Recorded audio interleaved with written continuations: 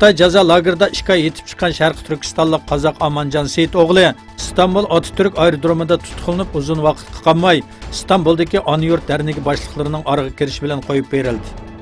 Birlashgan Davlatlar Tashkilotining Jenevada o'tkaziladigan yig'iniga qatnashib, Xitoy zulmini fosh qilishga taklif qilingan Seyit o'g'li İstanbul orqali Jenevaga uchmoqchi edi. Munosabatli xodimlardan nemishqa tutuqlanganligi to'g'risida so'ralganda, ehtiyot qilishga tegishli kishilar tizimligida bor bo'lganligini aytgan. Yana bir Uyg'ur sarxili Sharqi Turkistonda ishg'oliyatchi va bulanchi salohiyatida mavjud bo'lgan Xitoy kommunistlarining qurbonligiga aylandi.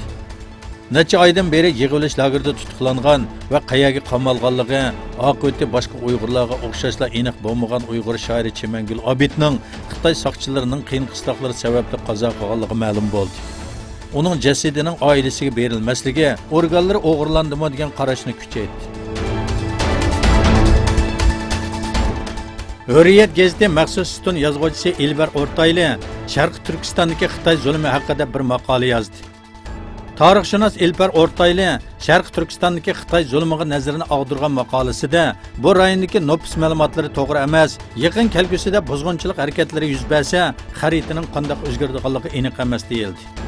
Maqolasida Xitoy bilan tinchlik va kultur yiliga kirdik, bu xil siyosat ijro qilinayotgan va bir millatni ochiq bir shaklda yo'qotish bilanlagan bir davlat bilan madaniyat almashtirish va tinchlik yilini qanday birlikda tabriklaydiganligimizdan bak andish qilyapman degan O'rtayli, u rayondagi mo'l yer osti boyliklari uchun Uyg'urlarga zo'r besim qilinganligini ta'kidlab o'tdi.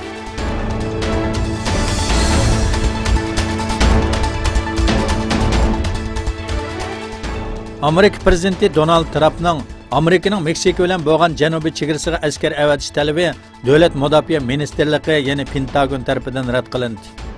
Amerika simliq televiziya xabar to'rining bildirishicha, Amerika Qo'shma Shtatlariga kirmoqchi bo'lgan ko'chmanlarni to'sib qilish uchun Tramp o'tgan oyda chegaraga askar avatish kerakligini aytgan, lekin mudofaa ministrligi bu talabni rad qilgan.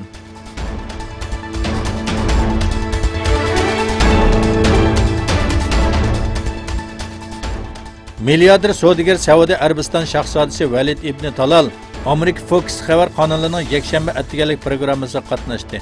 Programmada Saudiya Arabistonlik jurnalist muxbir Jamal Qoshiqchining o'limi haqida to'xtalgan Talal, tekshirishlarning tamomlanishi uchun Saudiya Arabistonga bir oz vaqt beringlar dedi.